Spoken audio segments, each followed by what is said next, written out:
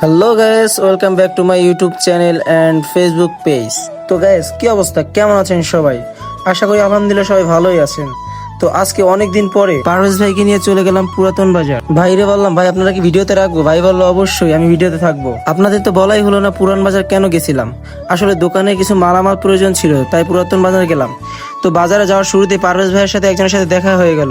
তো ভাই তার সাথে কিছুক্ষণ কথা বলার পরে আবার আমরা হাঁটা শুরু করলাম। তো আমি দোকানের ভিতরে ঢুকবো, দেখি একটা আংটি দাঁড়িয়ে আছে। আমি তাকে বললাম, আংটি আমাকে একটু সাইড দেন। আংটি বললো, দাঁড়া বাবা, আমি এখন চলে যাব।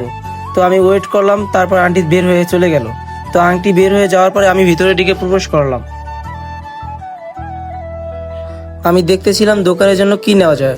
এর মধ্যে পছন্দ হয়ে গেল একটা চোখ ক্যান্ডি। তারপর আমি চোখ ক্যান্ডিটা নিয়ে নিলাম। আসলে আমার দোকানে বাচ্চা কাস্টমারের সংখ্যা একটু বেশি, এজন্য আমার বাচ্চাদের খাবার একটু বেশি পরিমাণে চলে। এরপর মুরব্বীদের জন্য নিয়ে নিলাম চায়ের পাতা। এটা হচ্ছে দুধ চা। আসলে আমার দোকানে গরুর দুধের চা বিক্রি হয় না, তাই এই দুধের চার প্যাকেটগুলো নিয়ে নিলাম। পাশ থেকে পারভেজ আমার বলতেছে নতুন কিছু আইটেম নে। আমি বললাম, ভাই নতুন আইটেম কি নিব? ভাই বলতেছে, দেখ কত কিছুই তো আছে। আমি বললাম, ভাই আমি তো কিছু দেখতেছি না, তুমি কিছু দেখো যে কিছু পাও কিনা নেওয়ার জন্য। এরপর আমি কিছু রং চা নিতেছিলাম। আসলে রং চাটা খুবই ভালো। এটার নাম হচ্ছে মশলা চা।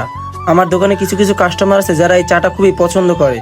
তো তাদের কথা চিন্তা করে তাদের জন্য এই চাটাও নিলাম। তো এই 4 প্যাকেট ছিল না, এই জন্য গুনে গুনে নিতেছিলাম।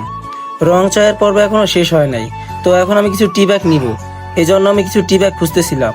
আসলে হাতের সামনে তো অনেক রকমের টি ব্যাগ পাওয়া যায়, কিন্তু আমি খুঁজতেছিলাম ইস্পাহানি মির্জাপুরি টি ব্যাগ।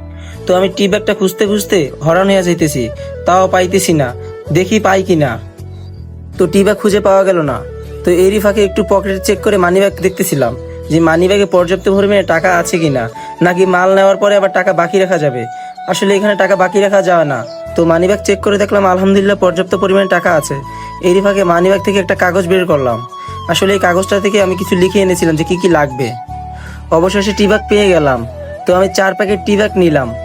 তো এই মালগুলো ভরার জন্য আমি দোকানদারের কাছে একটা পলি চাইলাম।